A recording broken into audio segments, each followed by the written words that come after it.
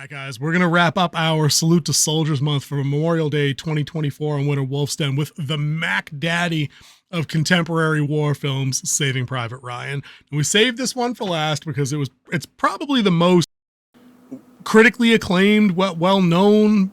Most people would probably name it, if you're in a certain age bracket anyway, most people would probably name it as their favorite war movie or the one that kind of affected them the most, just because it had that kind of, I think, grip on the zeitgeist when it came out. You know, we were in the 90s when this came out. I think this was 98. I think Saving Private Ryan was 98ish. Saving Private Ryan came out in 1998. 98, right? We're at a point back then where veterans of, the action in Europe were old enough and still with us to go to a movie and be impacted by what they seen and be able to tell you, this is what it was like when I was there. These are the friends I lost. These are the, the actions we did. These are the moves we went on, the operations we were a part of. So it was all very, not real timey, but it was powerful for them to be able to relive that in a way that wasn't romanticized. I don't think it wasn't over Hollywoodized in a lot of ways. This was as grounded of a war movie as any I can see. And I don't claim to be any kind of expert in war movies, but it wasn't an action flick. There's no bass bumping, ass-kicking montage of anything as it goes down. There's grown men crying and screaming for their mothers as they're torn apart in, an ugly-ass battle. You know what I mean? So I'm looking forward to talking about this one. You want to give me the quickest of your 64,000-foot view about Saving Private Ryan? Like, what does it mean to you as a film? Just as a film, not even as a war movie, a film. So, as a film, it is definitely one of the more impactful war movies. And the reason why I say that is because it captured a lot of stuff that a lot of war movies missed on. You saw the horror of when those ramps dropped on the landing vessels, the largest amphibious landing in war history, and not one Marine was there. Just want to point that out. Sorry, fellas.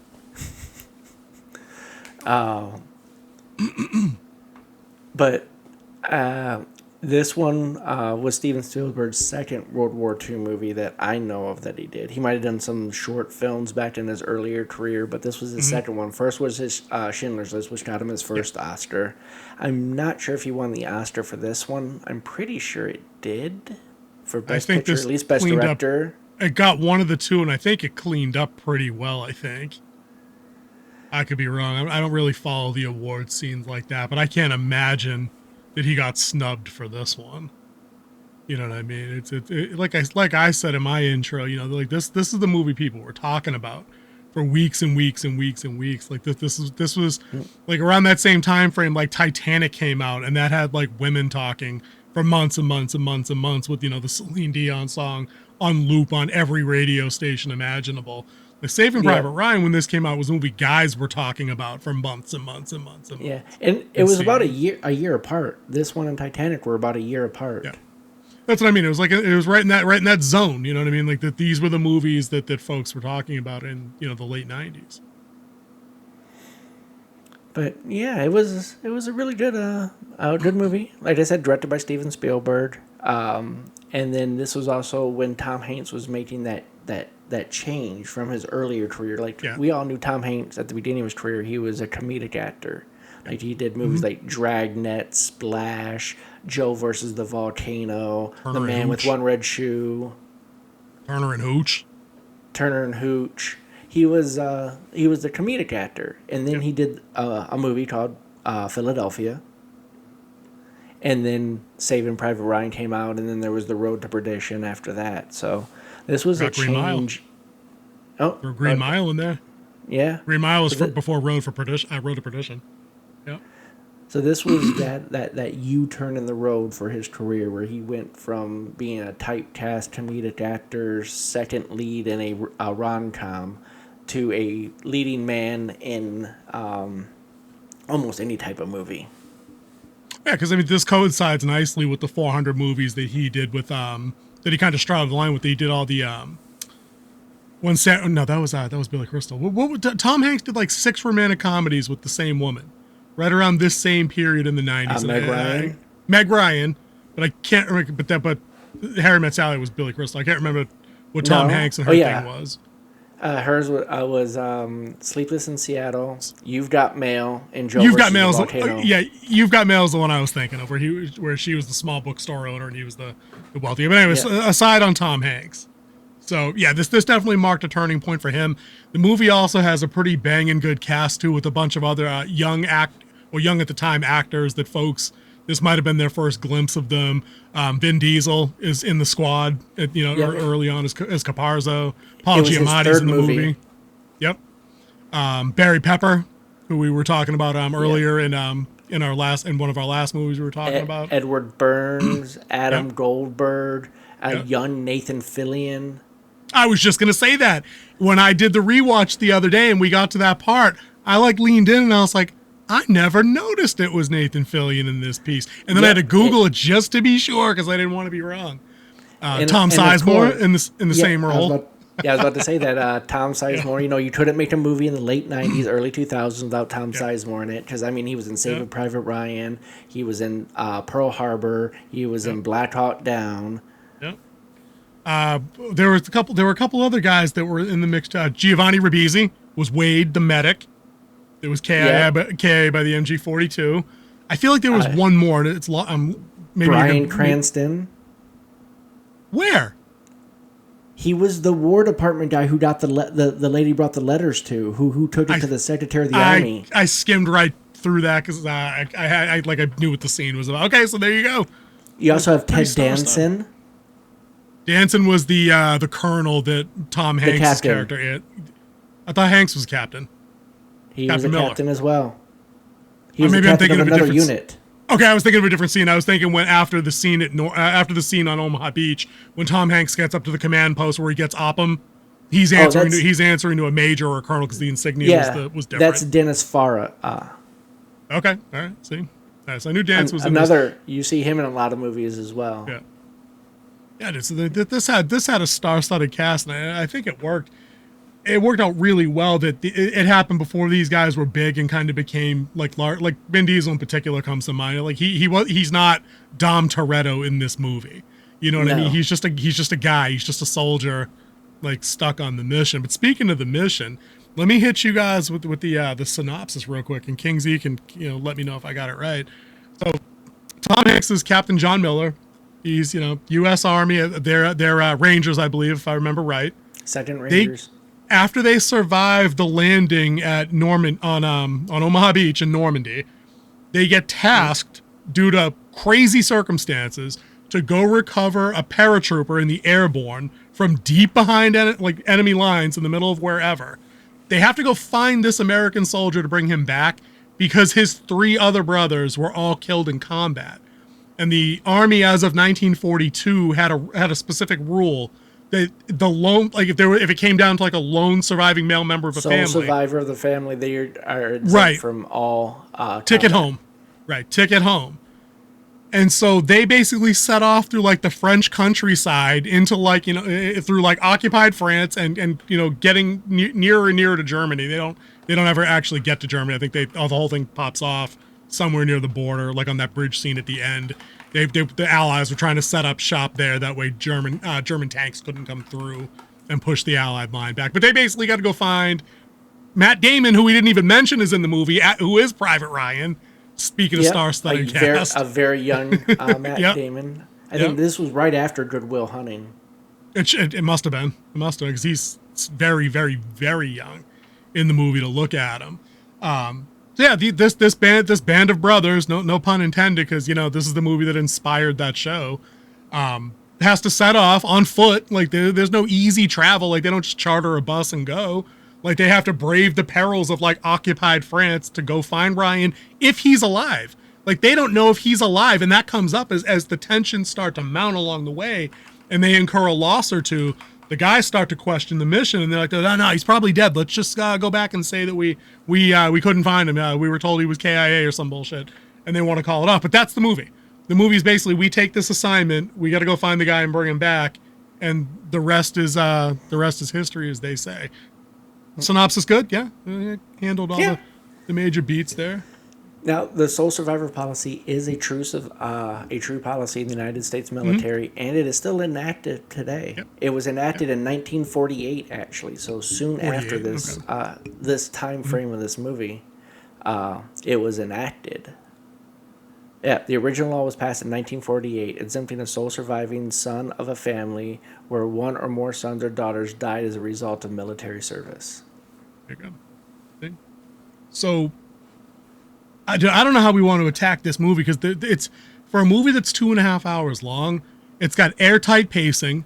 No scene goes to waste. Every scene that's here either raises the stakes for the unit, reveals character about one of the soldiers in question, whether it's Tom Hanks as Captain Miller, whether it's Corporal Opham, who has like a little character arc of his own, being kind of the linguist and the translator. Oh wait, we got a disgruntled opinion. Take it. He's got an Opham problem. When we get to him. Okay. We'll Yeah, talk so about that. a lot of these guys have arcs. Reiben has an arc where he starts out as your run-of-the-mill.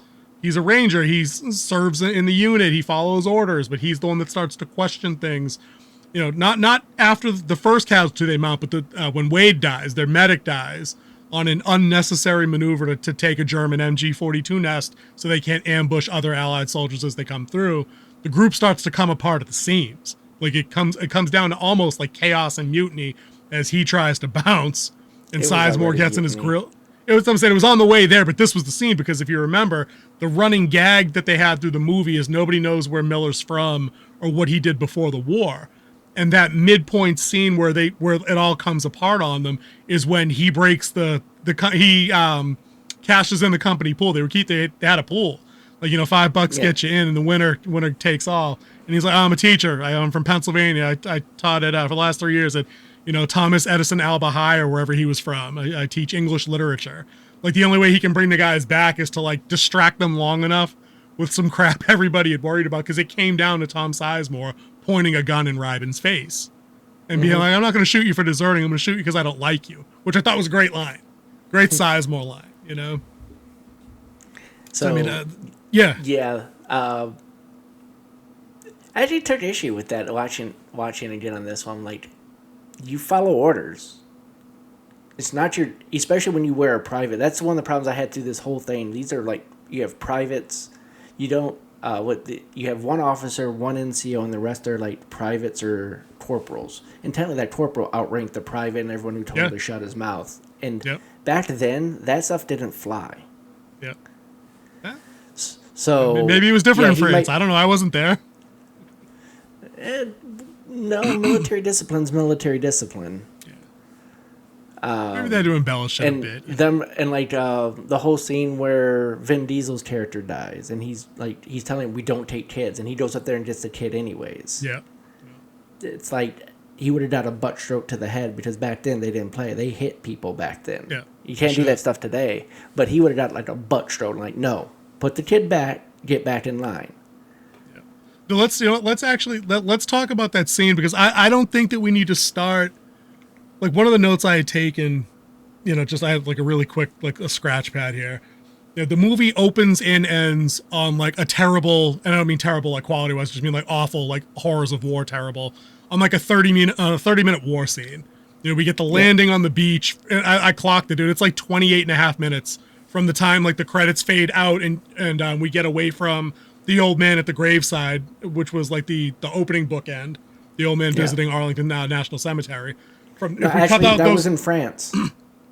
Was that in France? Oh, my bad. I thought that was Arlington. My bad. National cemetery outside the continental United States. Oh, that's right. I did know that. You're absolutely right.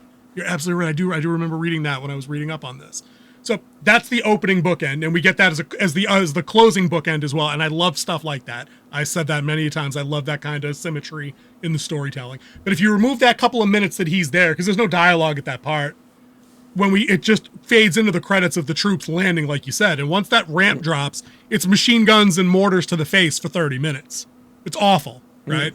And then at the end of the movie, like once the Germans roll through the town that the Allies are trying to be outnumbered and hold, it's a 30-minute shootout until the tank busters show up, hit the tanks on the bridge and drive the Germans back. And then it bookends with the old guy at the graveside, and the big reveal that most people probably thought going in was that's Ryan. That's not John Miller. 40 years later, like that's him visiting Miller's grave. So it's a bit of a plot twist, I think, for most people. So I don't think we need to. I mean, we can hash out some of like the gnarlier parts of the combat scenes. But you and I have done war movies all month. I mean, we've, especially with the Vietnam era ones we've done. I don't need to talk about guys getting blown up or taking machine gun bullets to the face. I'm good on that for this one. I just want to talk more about the story of the unit and the characters. I want to say that this actually set a precedent on capturing the horrors of war because of, it was released before a lot of the other ones that we've done this week. It really captured that the longest day, the D-Day. Dude, the only one that came out after this, or came out before this, would have been Heartbreak Ridge. Everything else was definitely after this, for sure. So yeah, I think you're exactly right, especially that, what they used to call shell shock. I like that before we, came up with more clinical terms like, PTSD and everything.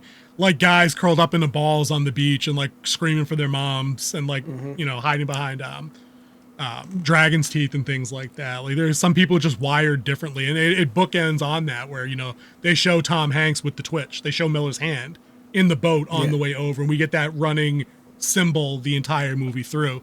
But I want to talk mostly about the guys in those arcs they go on, and like I think to tie it into the Caparzo arc, because to Caparzo as the character, that's kind of the beginning of Reiben's arc with seeing friends of his get killed in action along the way, and how that informs the decisions he makes later, like when they take that MG42 nest. Like he responds the way he does, even if it is for storytelling purposes, and wouldn't work like they'd have shot him on the spot if he was going to desert. I'm sure. I don't think they would have just cut him loose or whatever. But Carpazzo, they get into the bombed out French town.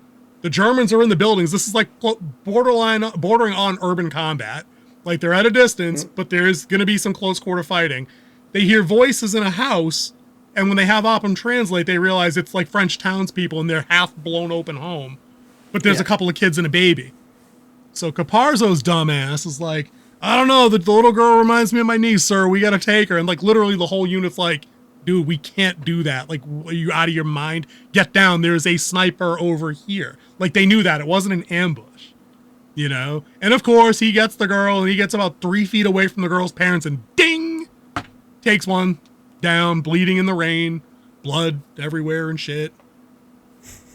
And that's when this isn't an action movie, because this was a character that's part of your core group. Like he's a named character with dialogue and relationships with the other guys in the group. So this is some Game of Thrones shit. Like nobody's safe now. Like now it's on. And you see the impact on Mellish instantly. Mellish is his boy. Like that's his best friend in the group, I would say. Yeah, Fish. And Fish, they call him Fish, right? And it's you've already suffered through 30 minutes on the beach at the beginning of the movie.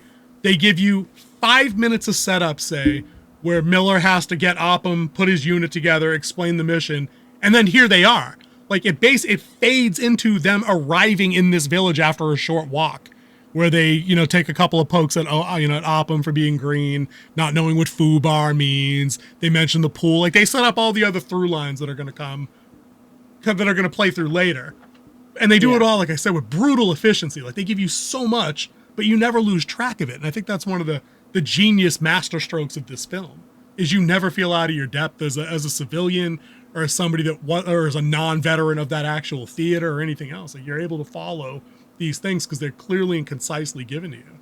But what do you think of that opening scene and Carpazzo's death as like a setup for these are the stakes now? We had the beach. Those are the big stakes for everybody else in the war. This is the stakes for the unit now. Somebody's already dead. What do you think?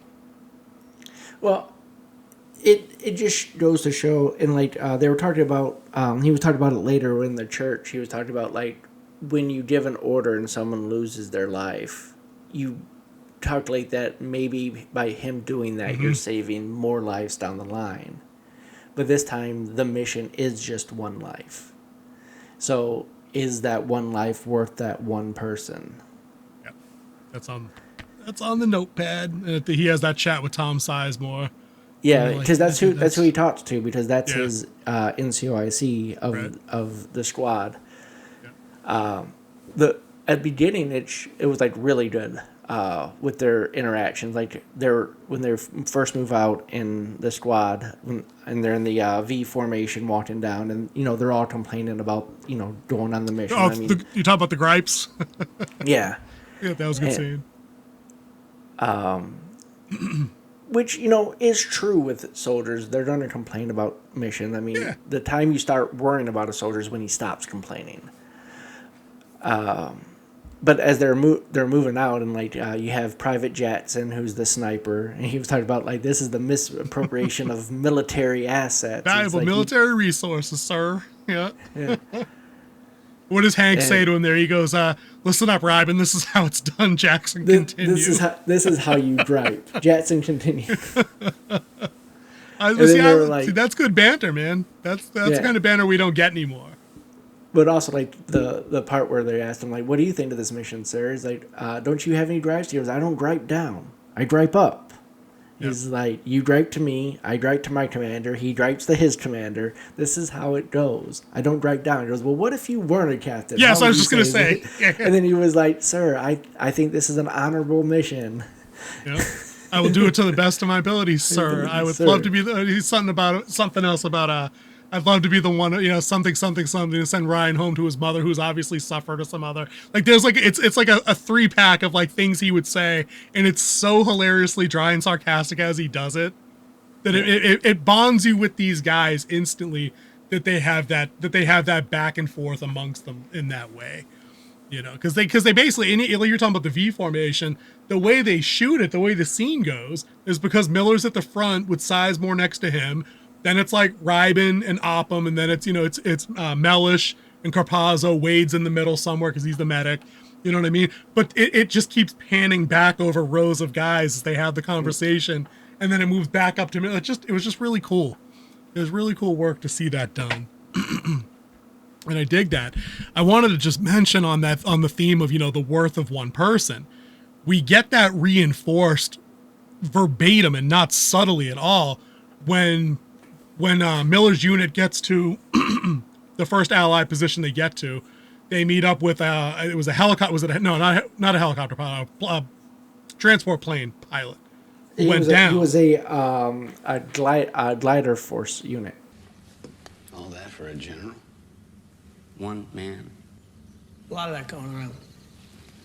Fubar.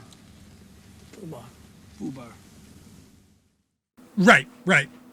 He says, they didn't tell me that they had upfitted my plane with like 80 extra tons of armor or whatever because some 2-star general decided he needed the extra protection. The plane went down, 22 guys died.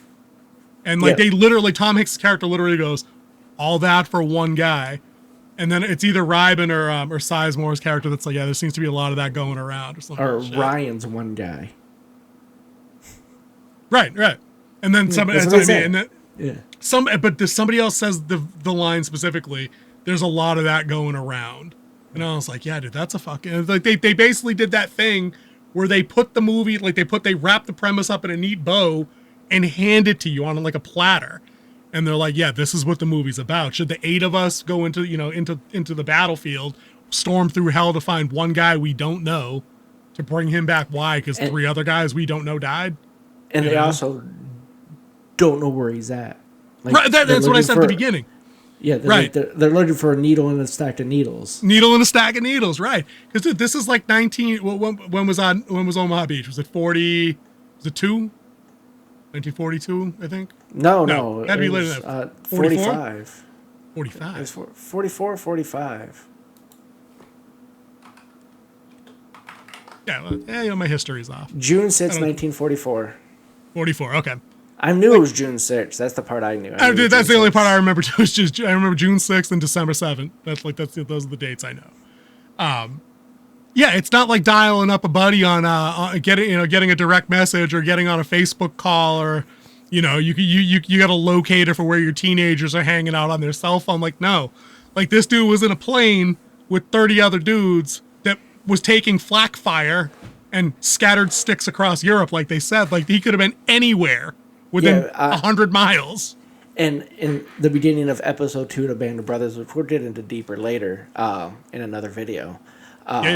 For sure. You had pilots hitting the green light too soon, so they were jumping out. Like, they were spread all over the place, and so many of them missed their drop zone just because of how heavy the fire was with them flying over to drop on D-Day.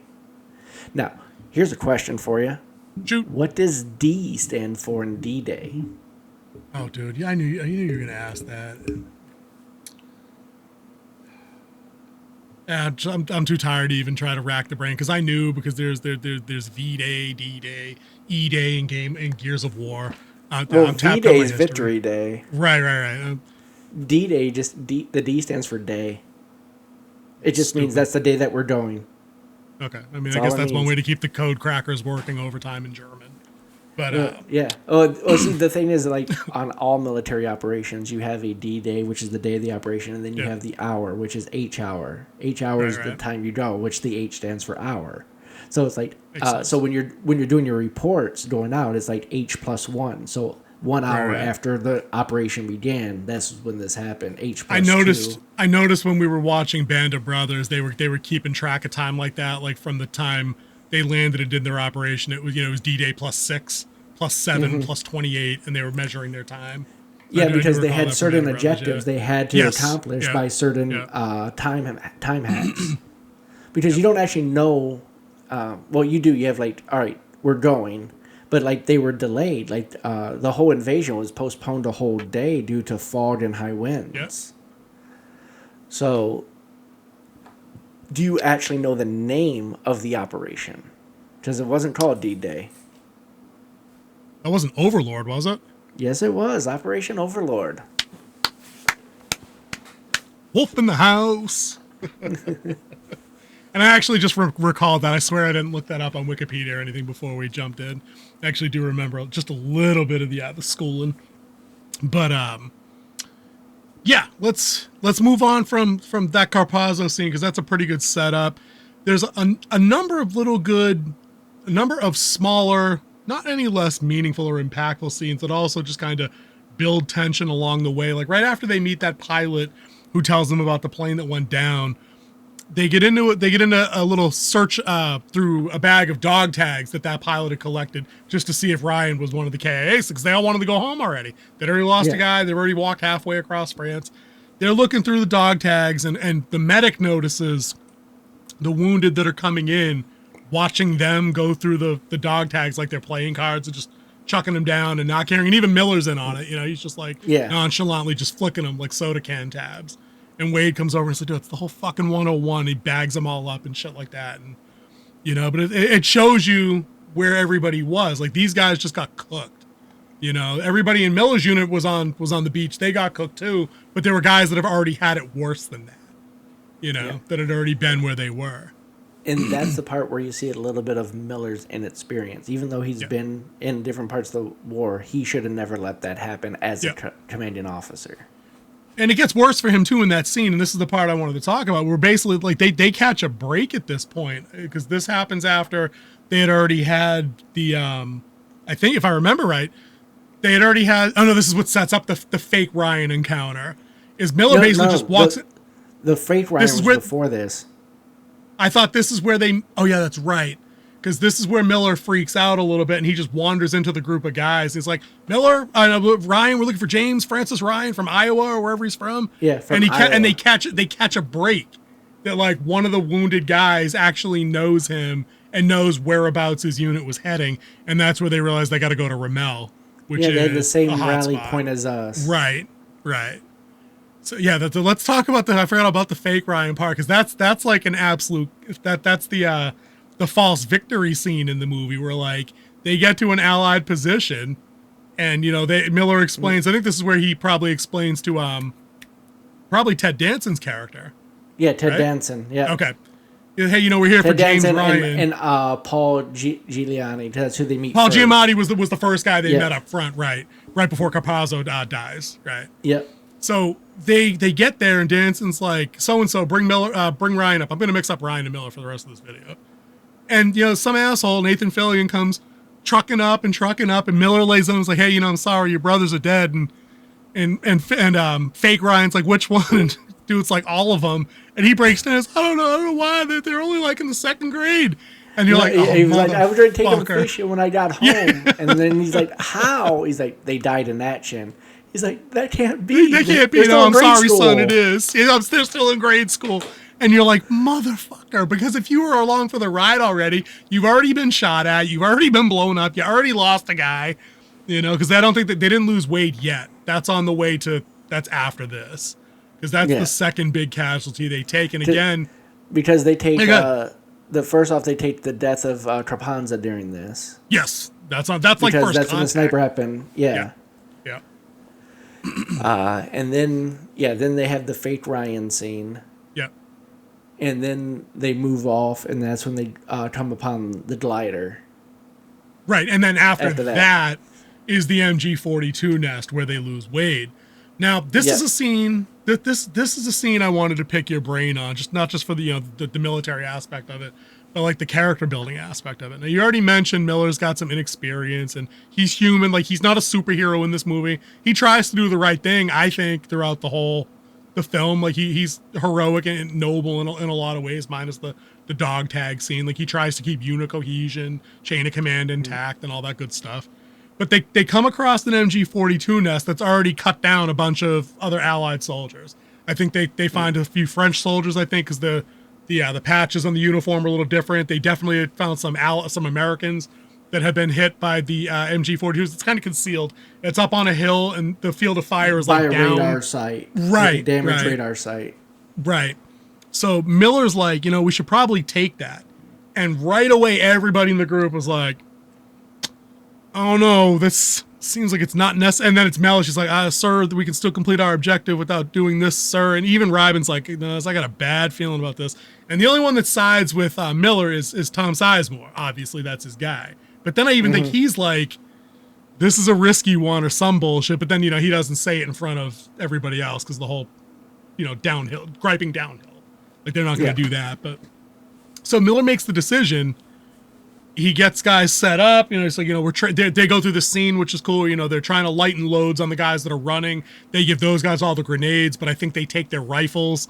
So they're just running basically with the grenades to go up front and throw them and then get the hell out of the way. Because Oppum trades his, he trades firearms with somebody. They're just gearing up. He gets rid of the BRM and goes with the M1. Right, that's what I'm saying. All the heavy stuff staying in the back, the light stuff's going to the front. Extra grenades and clips for the runners, as Miller says. Quick and hard. Right. So because that's the only way to really take a MG nest is to move quick and hard. And from different routes. You know what I mean? Like, they knew they had to get outside its sweeping field of fire. So that's the whole thing. Like, Miller's like, I'm going middle, you and you were going right, and then he's like, who's going left? And nobody answers him at first. It's like. He's like, who's going left? And then finally, I think it's Sizemore says but Sizemore says he'd do it first, and Miller's like, no, I've seen you, not the way you run, not a chance. And then Jackson he said, maybe I should go up the middle. He goes, maybe I should go up the middle. It was after Jackson. He's like, maybe I should not the way you run.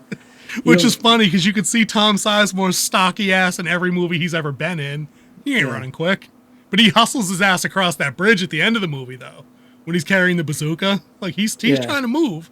But, big man can't move like that. But anyway, so they assault the MG nest. It's a pretty good little back and forth scene. I love that I don't remember which trooper it was, because it was shot from behind the Allies as they're rushing up the hill.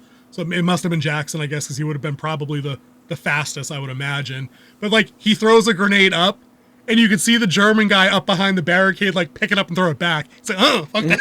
Like, it's like they tap the RB button to, like, do the cook throwback from, like, Call of Duty right quick, because it hits the ground. Boom. But like it's an intense little bit of combat with the grenades back and forth, machine gun ripping its bit. And like, okay, all the shooting stops from the MG-42, and then fucking Wade, right? And then Wade's taking a couple to the gut, and he's not gonna make it because he's bleeding out and he's shivering. They already and had shit. him white, like he was already pale as a ghost. Dude, he was. By the time they came to shoot the scene. Like, listen. As it turns out, taking 4 machine gun rounds to the abdomen probably bleeds you real quick.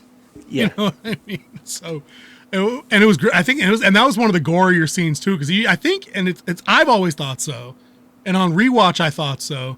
We get a little intestinal spillage, some disemboweling, or were those just like their guys' bloody fingers trying to hold pressure? That was their bloody fingers. Okay, that's how you saw it? Okay. Yeah. Maybe it's just me because I'm like, you saw when they I thought took it was their his hands guts. away that you just saw the hole. Oh, that's You right, just because it saw the does the 3 spurt, and that's when he holes. starts asking for the morphine. Because that's why It they're was like, put, give it if to he him. is also Yeah. because if he had exposure of his intestine, they wouldn't be putting the sulfur on there to try to stop the bleeding. Yeah, oh yeah, that's right. That's That's what right. the- The that's what sulfur the white powder. That's right, the packets. sulfur powder. Yeah. Good point. And that was That- one of the that's other a- things that they kept making the mistake is that they're putting the powder on, but then they're pouring water right on top of it, washing Yeah, all of it yeah. right off. I was like, that's not gonna help you. But like that no, was no one's putting pressure on it, and it's like put Yeah. pressure on it. well, I mean, that's solid, stark juxtaposition to what we just saw in Hacksaw Ridge, where the DOS character is basically telling guys to put pressure on it themselves. Like every Yeah. time he saw a wounded patient, he was like, "Nah, hold pressure here. We're gonna get you out of here." Like that whole bit. But here, these guys now, Hollywood didn't get this one right. Not a chance. But Well, it looks two- like they were yeah. just you got a whole bunch of people who were, their guy just got shot. They're medic. And Yeah, they're medic. And then like they're just trying to react. They don't know what they're doing. And then Right. they even said that like tell us how to fix you. I could use a little bit more morphine. Yeah. Yeah, and Make that's them you know what's comfortable. up at that point. Yeah, I mean that's what's happening. Because modern military though, right? Is there a certain degree of emergency like combat medicine that's taught to everybody regardless of MOS? Well, Like in how terms to- of how to this kind of apply- action? We're taught how to apply tourniquets. We're told Yeah. how to apply pressure bandages and like treat for Yeah. wounding. How to evaluate. What is it called? It's like the 8 steps of evaluating a casualty. It's like check for bleeding, check for Yeah. burns, and then at the very end, like It should when be you're doing ABCs, it- bleeding, burning. Yeah. Yeah, and it's like Responsiveness, that kind it's of like if you stuff. see bleeding, treat for Yeah. bleeding. Like put pressure bandage, hold pressure on it. But that's and then it's across like- that's across all combat jobs now in the modern armed forces, Yeah, right? Back in World War II, not like the how to case, do and that's splints. Yeah. why, right? Yeah, how And to that's do why even Miller splints. was like, "What do we do?" Like the captain Yeah. didn't know necessarily. Yeah, and then like then you have what we call your combat lifesaver, which is a little bit more like they know how to put IVs in and Yeah. all that type of stuff. And then you have your medic, and then you have of course your field hospitals and like your medical You get your personnel. your surgeons and yeah, sure. Yeah. I was curious about that. I'm glad I remembered to ask you that. But this scene here though sets up some of the darker stuff in the second half of the movie, right? Because one of the German guys survives the Allied attack on the MG-42. Yeah. Yes, Wade dies. They all make their peace with that. But then when they pan up, you see a couple of the guys, and it was far away. I didn't really get a good look at who was doing the ass kicking until they got up there. But they're pounding the shit out of this guy. What was it? Jackson, and I know Jackson What- was one of them.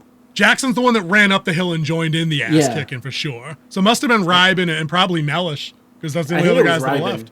Yeah, I think it was It definitely Reiben who was. It started had it. to have been Reiben and Mellish for sure. And they grab Oppum and they're like, ask him if he's the one that shot Wade. And Oppum, who is like, he's the symbolic innocence in the movie. He's a corporal. He's trained in linguistics. When he tries to resist the hero's call at the beginning, where he's like, Captain Miller, I haven't touched a weapon since basic training. And Miller's like, and did you fire the weapon in basic, Corporal? He gets kind of roped into the unit. Oppum tells the guys like it doesn't matter if he's the one that shot Wade. Like Wade's gone. Because he's still, it's not that he's optimistic, but he's like the innocent guy. Like at every point in combat, he's not doing combat stuff until the very end, And it comes down to, they have like this whole big, kangaroo drum trial thing where they're like, we're going to shoot this dude because he killed Wade. And even Miller's in on it at that point. Like he's like, make him dig the graves first. yep. He's some cold-blooded shit, and that's like, he's not a paladin. Like he's not like the light-bringing warrior from like Final Fantasy or anything like that. Like, he's not Michael Carpenter from I haven't had a Dresden Files mentioned in a while. Yeah, he's not Michael Carpenter. Like this dude was dead. He's trying his best to be like, say, can you see Mickey Mouse, go Yankees, or whatever he says. Like he's trying to like Steamboat Willie. Steamboat Willie, right? He's trying to ingratiate himself to these guys, but these guys are seeing daggers. Like that's it. Like you're dead. It's gonna happen. You're done. But no, Miller at the end acquiesces because Oppen reasons with him, pulls him back in, and he's like blindfold his ass, spin him around, and walk him 100 miles that way or some bullshit. And this is where the unit absolutely falls apart. Talk about the fall Yeah. apart. You break this one down. I need to take a break. I've been rambling. Sorry, guys. I get excited with these things. So It's a movie I watched a lot. I know this they- one.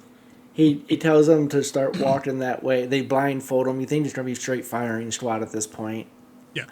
which none of us would blame him. But he's like, time to walk that way, turn himself into the first ally patrol that he sees. And they're like, not unless he, he runs into his own guys, they put him back into circulation, which Yep. we find out later. But moving on. Ryben just goes ballistic as a private, and he's like, I'm done with this mission, I'm moving on. And then Sizemore comes and puts a gun in his face. And he's like, I'll shoot you right here. And they're just he's like, you're going to kill me and not kill that guy? And it was like, we lost this guy to say some guy named Ryan.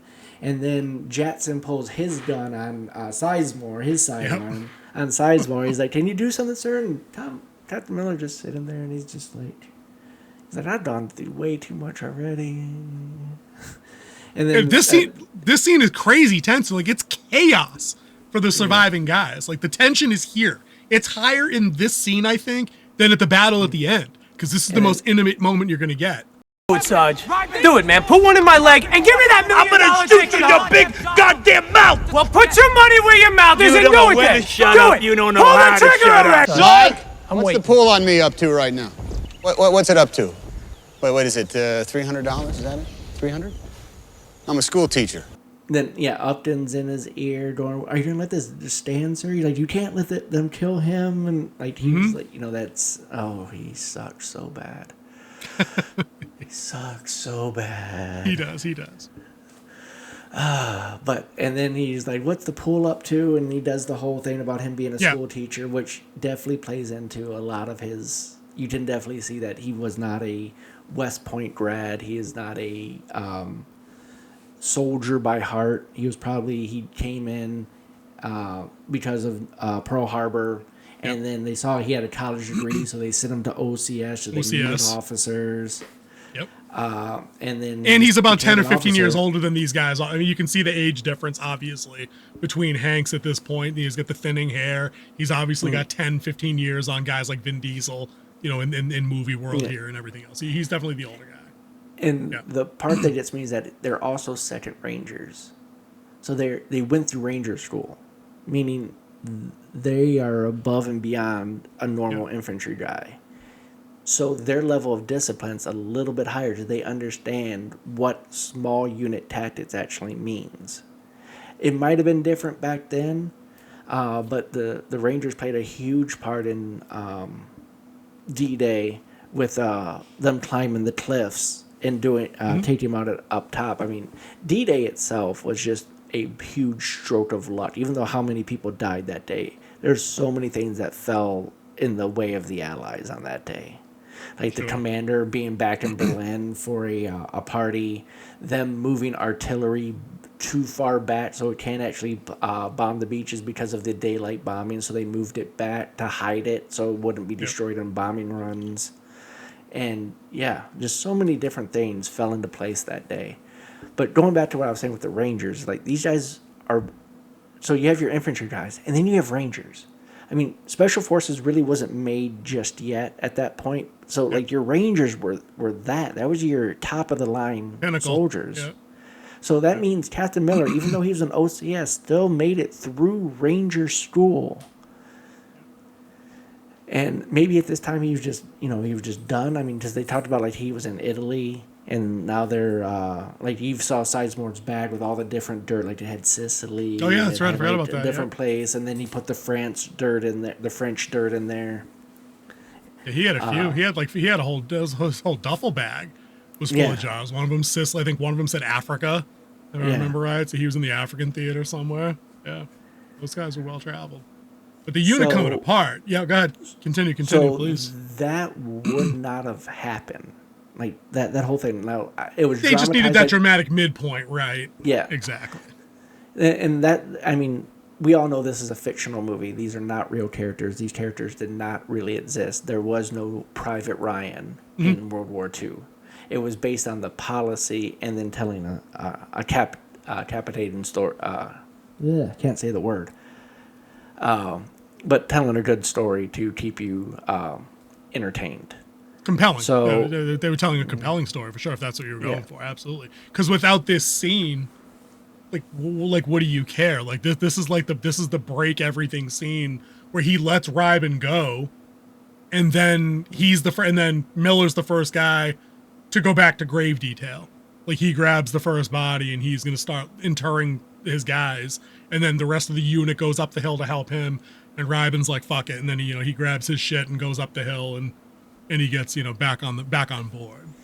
Because I think what he said in this speech that resonated with him was, if sending Private Ryan back home to his mom, it earns me a right to go back to my wife, then it'll be totally worth it. Yeah. And then and then Sizemore, he added to it when they were defending the bridge. He was like, "What if this is the one good thing we get to do in this war?" Oh, I made a note of that. You're taking a lot of lives. You're taking lives in this. The whole thing with our review before with Hacksaw Ridge, he couldn't take lives. He was sent to save. Yeah. War's purpose serves its own purpose, really, but it is to take lives. You do not win a war by dying for your country. It's making those other little bastards die for theirs. Yeah. And that's a quote from Patton. Yep. I had a note here, and we're gonna have to splice this in. Sizemore does the movie thing where he says the title, "If Saving Private Ryan," yada yada yada. I'm like, oh, he said the thing. Get the Peter Griffin gif. We need it because he did the thing. But no, that's the speech that Miller gives is spot on. If this is the thing that gets me the ticket to go home to my wife, then that's my mission. That's a key. That's the cue that'll resonate, I think, in that moment with everybody that's there, because that's what, wouldn't that have been what happened? If they successfully completed this mission, would they get a ticket home? That's I was thinking that after the fact too. No, because when you took this mission in the first place, the major or whatever that gave you the mission said, yeah, this was a tough assignment, and I have another one for you. Way back at the beginning, that was the whole setup. No, you don't just get to go. But it was, like you said, this was the dramatization, however that word works. Dramatization. Thank you. If that's the punch this movie needs to set up that last act, because as we move into the last act of the movie, we'll just get right into that, right? They reach the name of the town is Ramel, I think is where they were going, right? That's where the bridge was. Yeah, was Ramel. That Ramel? Yeah. Right? They get in there. There's 7 unnamed allied characters there, including Ryan. They catch a break. They find the guy, right? Yeah, he actually saves them from a half-track. Half-track, cover!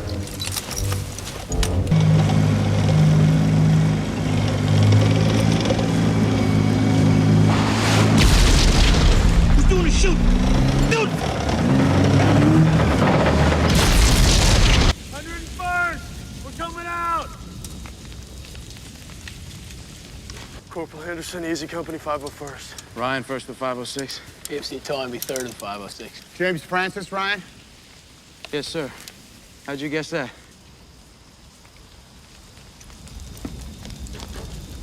Oh, that's right. I forgot all about that scene. That's right. Yeah, because they destroyed a German half-track on the way to the field. And then he hears it, and they're like, "Get that half-track, take cover." Yeah. So they all drop down, and then they start. It starts coming, and then all of a sudden you hear a firing, a bazooka type firing, because that's what they called them back then, bazookas. Yeah. Fired, and then another rocket fired, and it blew it up. And you hear who's firing? Who's shooting? Yeah. And then all right, you go left. So the surviving soldier, because a half track is a troop transport, not really a tank. It's more of a troop transport, an armored troop transport. And you see them coming out, so they start killing the guys running out of there as they're rushing towards their position. And then they go to the other side to catch the other 2 coming out. Yeah. And then you see the 3 people pop up, and that's when they get the intro. I think they even said that it's 101st, don't shoot, and they all stand up. And then they go through the intros, the first guy says his name and where he's from. Ryan, who's the second guy, says his name, then the third guy says his name, but the camera bounces between the 3 of them, and then it slingshots right back to Ryan in the middle, and then it goes to Miller's face and then everybody else's face, and you're like, just look at him, because they confirm his identity. He's like James Patrick Francis. Ryan from Iowa. Yeah, and he's like James Francis. That's right. Yeah, James like, how'd you guess that? Ryan from Iowa. James Francis Ryan from Iowa, right? And you're like, motherfucker. And I had it in the notes here somewhere. Like that scene, like that line takes place at like one of those pivotal story beat moments in a 2.5 hour film. You know what I mean? Like it's right on time when they meet. But the predicament they're in, this is some shit, right? They get through everything they've been through, and they're now up against diminished U.S. forces. Like there's like, just to say there's a dozen of them. I don't remember how many there are. I don't even think there were a hodgepodge unit, which was happened. As I said before, I brought up Band of Brothers, that you saw that a hodgepodge unit with Winters when he first hits down. He has a couple people from different units. They said it in this too. You know, like when they met the pilot, he was like, you know, guys come in and out, an officer shows up, puts together a mixed group, and then they bounce. You know what I mean? Like, so yeah, they said that. So the guy in charge of this position, I think, is like a corporal. Like he's like the lowest ranking dude ever. Well, corporal's actually is an NCO. That different. That's all Greek to me, man. That's why the corporal with Miller's group should have been right behind Sizemore. Yeah. I understand, but as far as the elongated chain of command goes, it's on this side and not this side. You know what I mean? So like if he's in charge, that means everybody else is gone. And he's got like 8 guys. They go through the inventory of what they have after they sort out that everybody's going to stay. And they're like, they're outnumbered, outgunned. But that's the predicament is Miller shows up and these guys think they're being relieved. They were told, hold the bridge, backup's on the way. But they really have no idea when it's going to get there. Because again, if your radio's out, there's no comms, right? There's nothing. You can't just dial the phone. So Miller shows up with a decent enough looking group of equipped guys. And they're like, yeah, actually we're leaving. And we got to take your one fit looking non-bloodied guy that's left. And he's going to come with us. And then they tell Ryan what's going on. And he's like, nah, I'm not going to go home. And then like everybody in the group is my only brothers. The only brothers I got left. Yeah. Because that was a crushing scene. And then Ryman's like, hey, asshole, we lost 2 of our guys coming over here. And then Ryan, I thought, this was an interesting creative choice. Instead of arguing the point, he asks, what were their names? And instead of getting uppity back at him, Mellish is just like Capazzo. He uses their first names, but he's like Adrian Caparzo, and I don't remember Wade's first name, but he used their full name. And that's when Ryan jumped back into Miller, and he was like, yeah, you know, as Miller says, you know, what do we tell your mom? And that's when he says, you know, tell my mom that I stay with the only brothers I had left. I think she'd understand. And that's when Miller's like, oh, fuck. And he knows they got to stay because he has the side chat with Sizemore that we talked about where he's like, I don't know, man. Like, what do we do? If, you know, we stay, we just might pull this off and get out of here. Like, maybe this is the one good thing we did, you know? And then the entire unit gets marked. All of them. The only person that walks out of Ryman and Opham are the only 2 that get out. Everybody else dies. Opham. Everyone else dies. And Ryan. I mean, Ryan, obviously. Right? Yeah. But the last big character thing to talk about in that battle, because the battle's messed up. It's you get a little bit of tactics. You know, Miller's a smart dude. He gets his guys in position. They do the whole thing with the sticky bomb, which was kind of funny. There was a little humor there because the guy's like, is that a real thing? And then Miller's like, yeah, it's it. Right. But they say that to Miller, and Miller's like, yeah, it's in the field manual. And then Ryan's like, well, we seem to be short on field manual, sir. Can you enlighten us? And I thought that was funny. And I mean, it's just kind of clever. So they set up all their guys, and the battle pops off. And at first, things are going well because it's an ambush. The Allies ambush the Axis forces coming in at different choke points, and they hit them where it hurt. Well at first because they didn't take the bait. And that's right. Oh, yeah, you're right. They went. You're right. They caught a break. That's right. They didn't take the bait. That's right. It was the second take that came down. Like, oh, they just happened to start coming towards us. And that shot was great too. And you know, you have to remind me to clip it. The tank that ends up taking the bait is like halfway through the intersection, or half track or whatever it was. I think it was a Panzer. And then it 90-degree turns and starts coming at him. And they're like, all right, we caught one. And then it pops up. But they do okay for a while because the Germans are walking into the very first guy with the sticky bomb. Yep. Yeah, he bought it hard. Yeah, that was pretty gross. Boom. Yeah, no, that was he. Yeah, that was pretty gross. That got crispy. Yeah, the ambush started off really great. They had the sniper up in the bell tower with a 33 millimeter Machine gun cover. Yep. Yeah. And then you had people positioned on the low to take out the infantry. You had people on the side building with another machine gun. They had with another MG, and yep. fish. And then, you of remember course- too, they rewired a lot of the anti-personnel mines to create that choke point and disorient the infantry group that was Yeah. coming in. Yeah, I don't Now, think it including killed the anybody, but it set up. shrapnel, That's what I'm It saying. at least injured them. And even if it didn't, the disorientation there from the blast and the smoke and everything else, even if you weren't wounded, you have no fucking. You're not hearing anything. You don't even hear the bullet that's going to kill you at that point. Yeah, that's what was also the signal to start the ambush was that. Yeah. Which I thought was cool. So it was going well at first. Yeah, it was doing decent. And Yeah. you saw his command, like he was giving hand signals of how Yep. many. Like, it was like two. That was cool. 2 Tigers, 1 Panzer, and 50 infantry. Yeah. And I thought they killed way more than 50 people when I was like counting like as they were going. I'm like, they're not. They were gunning some dudes. Those machine guns weren't messing around. But and I think we said this about Black Hawk Down, and just about like a realistic portrayal of weapons and how they work and how not every explosion is like a nuke going off in Fallout. Because like there's a point where I think it might have been Ryben, I don't remember, but Opham's doing his shell shock thing, and somebody grabs him. It might have been Sizemore actually.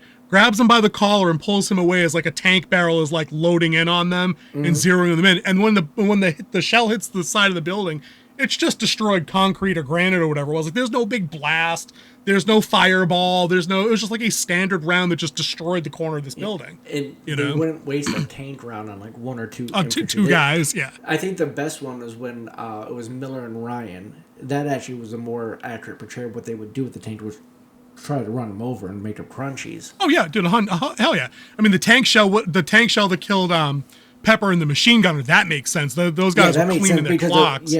And they're at a range at an elevation that small arms probably weren't going to hit, and they weren't going to send a squad of guys to try to take that chapel or whatever. Yeah. But that was a tough one because he was like Parker, get out, boom, fireball like all through the chapel. And then I was like, that was a rough one. The MG nest where you saw the scene where the guy was throwing the grenades back. You had that a lot with the one machine gun with the corporal and fish, and the potato mashers keep coming in and they keep throwing them back out. Yeah. That's ballsy play, but I liked it. But it added to that tension. Like that was not fun. You know what I mean? Like it was just tense. But I think is the turning point about what we're about to talk about right now. Are we about to talk about Opham? Is this where we're going? I could see your dude. I knew it was the Opham scene. All right, dude. So explain. So Opham, we know, bit of a pacifist, not gunning. He's been assigned to move ammo to all their positions. Like he's carrying the machine gun ammo on the belts. He's not a gun. He's not a to resupply. Rifleman. Yeah, right. Like you're gonna carry. Be Johnny on the spot with the ammo cans and the belts. Yep. And he's doing his best. He's trying to do it. It's kind of funny. The first run when everything was going, but as soon as the bullets started going around him, he crumpled like a cheap suit. Except at the very beginning of it, where he like lines in next to one of them, and I think it's Miller. It's like we don't have any 30 caliber at this position.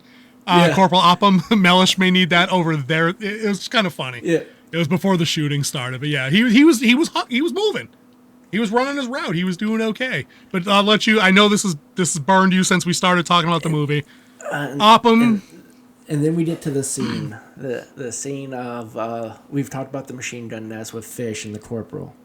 Yeah. Well, they get found out. People start flanking him, and he's like down. Opham has his face on the ground, crying. Yeah. Just not being able to handle it. They go up there and like they defend their position at first, like taking one guy out, and then another guy comes in and the corporal gets shot in the neck, like and then one more the second gunman gets killed by Fish, and then it gets close quarter combat between a Nazi soldier and Fish.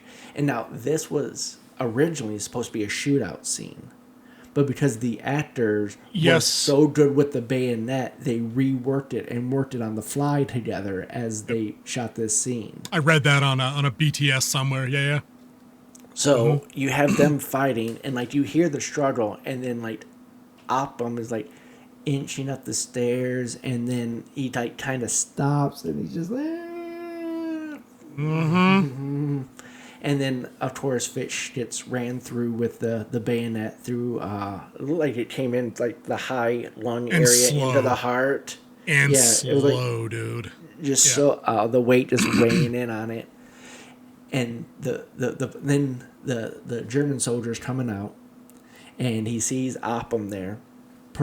He tells Oppum's alive. He's standing, and he looks at him, and he just walks past him because he's not even worth killing. And I agree, he's not worth the time. I don't put a guy with a gun behind me in a war zone. Sorry. Now, let's just gonna interrupt right here because the end of the scene Are you is sure he's Oppum a basically guy? knows. Yeah, dude, I wouldn't put anybody with a loaded weapon on the other side behind me in a There war you zone. go. But so there you go. So we're equal opportunity here in the den. I don't care if you're whatever gender you are. You want to sign up to die for your country, knock yourself out. Like that's more power to you. But Oppum knows Fish is dead because obviously the German dude came out like that's a wrap, and he's acknowledging himself as a coward in that moment. For the longest time, I thought the soldier that killed Fish was the guy they let go from the No. machine gun scene. Right. Now hold up. Right. Yeah. For the longest time, I thought that was him because that asshole does reappear as Sizemore said he would. And he's the one that shoots Miller on the Yep. bridge. And then when you fast forward through all the stuff we'll talk about, when we'll finish up our Oppum talk. Oppum gets separated from the unit because of his pussyfooting around being in the back. So when the Allied airstrikes are starting to, pound the tanks and pound the Germans, he's kind of trapped on the other side of the bridge because the Germans have now advanced past him and he's cut off, right? There's a scene where he's all hunkered down against a berm or a stone wall or something, and a German firing line is now shooting at the retreating Allies, and one of them clips Miller and what was Sizemore's character's name? I don't even remember. They just call him Sarge, I think, right? He was Mike Havoc or Horvath. Horvath. That's right. In the original script I read that was way different, by the way, and I'll email it to you. He was actually just named Sarge. He didn't have a name in the entire script, which that was hilarious. But anyways, this firing line of Germans is like destroying Oppum's guys, and he does nothing. Yeah, Nothing. Nothing. Right? Doesn't shoot. Until after the Allies win and the Germans are trying to run back, Oppum finally springs up with the M1 and starts screaming at him in German to drop their guns. I'm like, there's 9 of these guys. Why they didn't grease him, I don't know. But he actually takes 9 of them prisoner, and one of them is the piece of shit that shot Miller, and he's like, Oppum. And fucking Oppum shoots him. Death of innocence after the fact and totally not a war crime. But for the longest time, I thought the guy on the stairs was that guy because they look so much alike. They got shaved heads, dark hair, same complexion. And I thought that would have added more punch that he had killed Mellish and Miller. Different guy, though. He doubled down. First off, he jumps up and he takes the prisoners. And then he, all like Barney, bad guy, sits there and he shoots him. And then he lets the other 8 go. Yeah, I thought that was crazy. Right, because they retreat. They he doesn't march them across the bridge. That's right, they run back. Yeah, he tells them to go. He tells them to run. Was not the lesson here that when you let people go in a war zone, they come back and kill your friends? Like, my God, you stupid fuck. But the best shot of that, though, is that one frame before he tells them I think it's the one before he tells them to run, but it's after he shot the guy. It's borderline like a black and white, like totally muted, bleak shot, and Oppum's dead. Like he's done. He's not Corporal Oppum anymore. Like he's Fubar. Like he's them now. He's one of the unit. And not they're all dead, but he would have been one of them. Transformed by the experience. Nobody ever liked Oppum, but it's a good dude. Yeah, as a writer, you have to admit it's a good character. It just is. Like, starts as the innocent guy, making the case for letting him go, learns there's a mistake, he's a coward in the middle, shoots a guy in cold blood, which doesn't exactly put him on a hero's redemption path. But and then lets the other 8 run away. You must have been absolutely it was probably late when you watched it, and you probably had to keep your volume down not to wake anybody up, and I bet that part chapped your ass in real time on the rewatch. There's no way it didn't, because I was like, come on. You just watched him kill 3 of your guys. It ain't like it was random dudes elsewhere. Like, no, these were your people. I felt like Donatello in the first Ninja Turtle movie. Ninja, take the damn rabbit. Right, just saying. So we clip that in if I could find it. Yeah, so that's the scene on the bridge. We got a little ahead just because we want to do the Oppum thing, but right. The way the Allies had this position set up was they were going to hold the bridge, or they were going to hold the city in front of the bridge on their side, right? And then they were going to fall back over the bridge and then destroy it. That way the German armor couldn't come over, right? So the whole purpose of the attacking in the city part was to delay them to try to get see if the reinforcements were going to make it in time. Right. So it was to delay them and do as much damage as possible, and then fall back to the other side of the bridge. Last man alive blows the bridge because the bridge is golden real estate. Right. Because the Allies needed it too, just to go in the other direction. Because I think the guy in charge when they got there was like, yeah, there used to be 8 bridges, now there's 2 between here and there, and this is one of them. And the other one was like 200 miles away or whatever. Like it wasn't gold like you said. So they didn't want to destroy it, but they were absolutely wired. They wired because the demo guy was like, yeah, I wired it up with enough comp B to blow it twice. Yeah. You know, and that's what they used to rig up the stickies. The sticky bombs and the mines and everything like that was their extra explosives. Yeah, they were gonna vaporize that bridge for sure. But like, so they're falling back. Sizemore takes a shot with the bazooka. I think it deflected. It didn't destroy the tank that he was trying to destroy. It was like it was a bounce. To that, all rounds that are fired aren't nukes, and like anti-tank weapons don't take out every tank. And that's why armor works on it. The plates are angled that way on purpose because they create those deflections. Like that's how that works. And also, Panzers were extremely heavily armored. Oh, dude. Their only weak spot was the back. That's why the M1 was so less armored, but it was so much faster. It could get around the back, and that's why that was the Sherman, group of M1s, that was the primary battle tank of World War II with... Right, but the German Panzers and Tigers were absolutely animals, though, firepower and armor-wise. That was the point. The Allied tanks were all mobility. Ours was like... We could mass produce them faster. They were quicker, and they could fire faster. Right. So that was the advantage that they had over the Panzer. That's why it took like 2 or 3 M1s to take out a Panzer or a Tiger. And that was the issue with, if I remember right, the German tank commanders in Africa had a field day with early Allied armor that absolutely could not keep up with because they tried to go force on force. Right. They tried to go standard tank is like you roll up and spot target fire, and then the Allied had to change tactics, which was outmaneuver, and fire faster. What's our current main battle tank? Is it still the Paladin? The Abrams Paladin is an artillery. It's a mobile artillery. I thought the Abrams had a designation for. I thought Paladin was a class of Abrams. Like there's different. There's not different ones. All right, my bad. Okay. Remember our old intro when we were doing these, and it was the opening salvo, opening barrage. Yeah. Those were Paladins. Oh, we need to bring that back. I had fun making those. They were bad, but I enjoyed making them. But anyways, the Allies. We got totally sidetracked there. My bad. The Allies fall back across the bridge. Sizemore takes a shot at the tank, deflects. He's running back. He gets plinked with the round and goes down. He takes one in the leg. To his credit, he gets his ass up and keeps running, but he gets another one. Gets a machine gun round from somebody, like through and through. Goes down again. I think Reiben goes back, grabs him, brings him across the bridge. He was injured before, because remember he came up on the German soldier. His gun misfired. The German's gun misfired. He throws his helmet at him. He threw it. He throws his helmet at him. Then they're trying to pull their side on him. They both shoot each other. He gets shot in the hip. And then that's right. Yeah. On the left hip. That's right. Because he's already limping. Then he gets shot through the leg, and then he takes the fatal one through. Reiben drags him over to the other side. He's behind the bunkers. Miller's all shell-shocked at some point because the tank fired around near him or something. Something before that. It was like rattled he was him. In there. He's like, "Mike, are you okay?" He's like, "Yeah, I just had the wind knocked out of me." His chest is kind of blown out. He's done. He's cooked. But and then Miller's pretty rattled, right? Miller runs over there and he starts wiring up the bridge explosives, and then the tank fires and destroys what they called the Alamo, which the Alamo building, through everything, everywhere. And he had, your ears are ringing at that point. And this is the beginning of the bookmark that I was talking about at the beginning of the video from the beginning of the movie. The movie starts with him being not shell shocked, but getting his bell rung in battle. Like he's in slow-mo on the beach, the hand shaking, he's looking at all his guys that are wounded and shit. Tom Sizemore's character's obviously dead. The sergeant's out, like he's all distant looking and shit.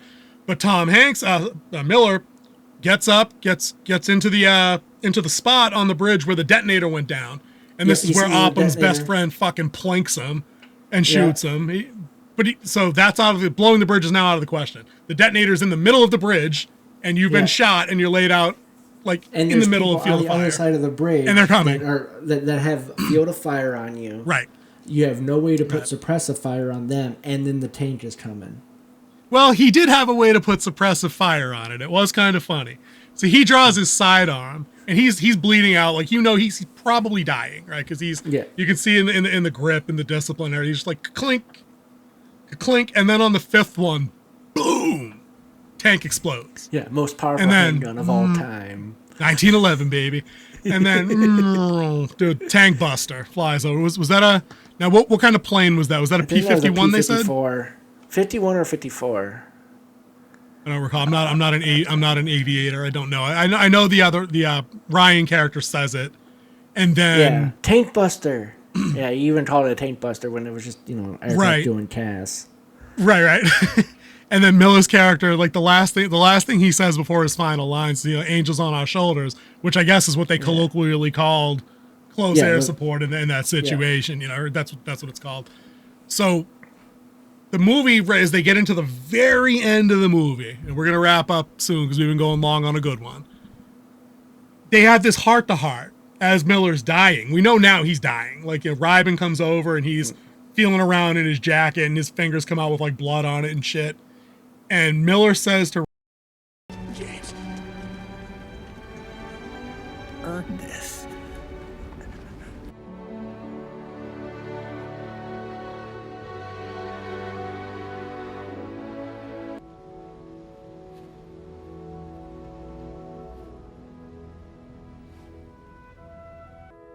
Ryan goes, James, earn this.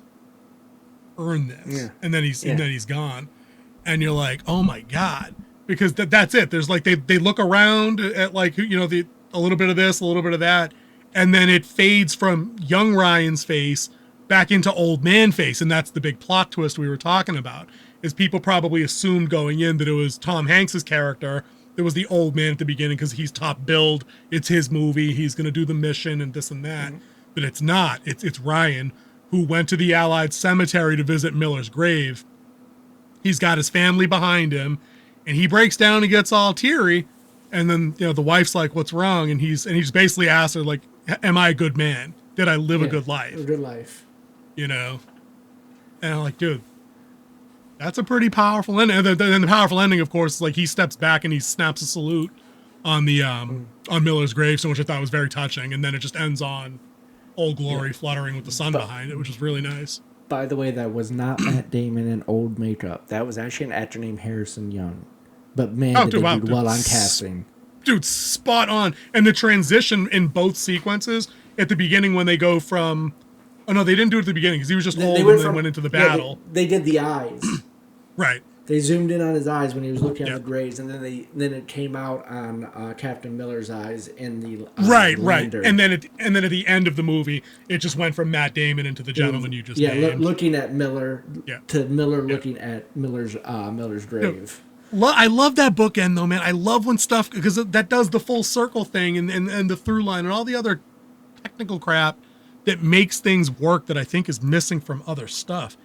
But there's so much to break down in this movie. We probably skipped a good bunch of the smaller stuff. Oh yeah, the scenes in the hotel where they're like hanging out at the night, talking and telling their stories. Those are all great character building scenes. What do you got? The one where it was D-Day and they came up and the two German soldiers come up and they were yelling something and they shoot. I can't hear you. And I was like, "What are you saying?" And they shot him and they're like, "What did he say?" And he was like, "Look, I watched for supper." Yeah. But actually, dude, that's some cold-blooded shit, dude. That's some cold-blooded shit. Those two guys jumped up. They were actually Polish men who were forced into service. Yep. Which this was a thing that happened in the German military, is that if you were military age male, you were forced into the German army after they took your land. I mean, we saw a good bunch of that, I think, in and we'll talk about this when we do our video on Band of Brothers. Like when the Allied unit rolls into Holland, you know, it's like the collaborators weren't clearly defined as just people that willingly went along because they, you know, had Allied ties to Germany. They were men that were pressed into service, and then when the Allies rolled into town, they shot them all or hung them. Like they shaved the women's head that were collaborators for, you know, consorting with the enemy, but the dudes got the rope. That's some shit, you know. So yeah, that I didn't know that part about those two specific characters in Saving Private Ryan. That's what I mean. There's a lot of little nuggets you can pick up about this when you're talking about troop tactics, the maneuvers that they went on, the history of how the battles flowed in different places, things like that. The variables that broke the Allies' way, like you said, with the fog cover canceling it one day, but then it breaking the next day, the artillery positions, all those things. Like there's a lot you could definitely break down here. But did you see this in theater back in the day? I meant to ask you that at the beginning. You must have back in '98. Let's see, 98, I was I was actually in the Army at that time.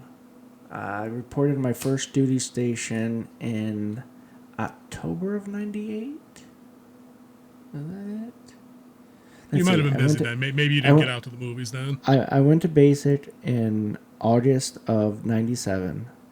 Got to basic, graduated basic in October, a week after my birthday.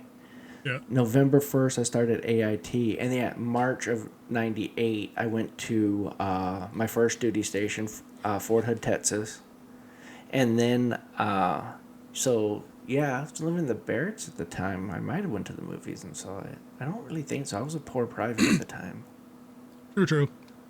And I was just curious because I wanted to know if you had the I think it's probably a bit of a cliched anecdote about going to see the movie, about like if you saw the movie, you know, were there veterans of the D-Day, of the invasion, like in the theater? And I can actually claim that cliche. Yeah, like I was there, dude. There was a group of probably 20 or 30 guys that were, you know, sitting close to the front. They were a little older by that time, and there was obvious sobbing going on 15 minutes into this movie. Like a lot of those guys didn't make it through that first sequence on the beach. Like that must have been rough for those guys, you know, and for sure. One thing Spielberg says that war movies of this type were mostly sanitized up into when he shot this, because it focused more on the glory and the honor of serving, where this one actually captured the horrors and the mental anguish of being in.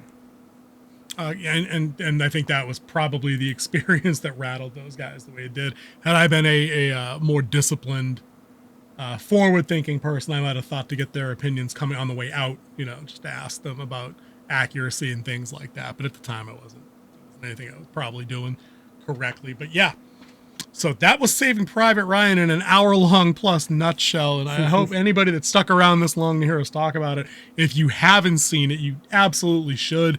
Like we've done for the rest of our Salute to Soldiers month, we're not doing scores. I think it's just not. It wouldn't be respectful, you know, for the month that has Memorial Day anyway. At another time and place, we could do scores for movies like this, but not on this one. This is definitely this is a 2 thumbs up though for like a go recommended see. You definitely need to see it. I think there's a lot here to analyze if you're into the creative writing stuff. If you like to write creative fiction, if you're a screenwriter, whatever it is that you do, you can learn a lot from reading the screenplay of this movie and then compare it to like a structure guide, a beat sheet guide, and you can see how professionals, you know, like not things on like the CW, you know, not Rebel Moon, you know, not anything out of the usual suspects we bash. Like this is how you actually put a movie together and have it make sense with characters that get developed. Even little characters like we were talking about Oppum and Ryben. Like they're not main characters, not really, but they have arcs. You know what I mean? The story has a flow. There's no scene really, except again some of those character building scenes where the guys are talking like at the positions that they got to. You really can't remove anything from this and get the same movie. Like there's not a lot to take out of this, even with the 2.5 hour runtime. But you want to wrap up? Any closing thoughts on Saving Private Ryan? No, I don't really have anything else to say about us Saving Private Ryan. We do want to thank you for coming along on our Salute to Soldiers during Memorial Day here, the month of May. I do wish everyone has a safe Memorial Day. Enjoy the time off. Remember why you have the day off. And All yeah, right, that was abrupt. All right, guys, we'll catch you guys in the next one. I think the last action we're taking in the Salute to Soldiers month is we're going to try to put together a little thing on Band of Brothers. Stay tuned for that, and we'll see you guys when we do it. Later, folks.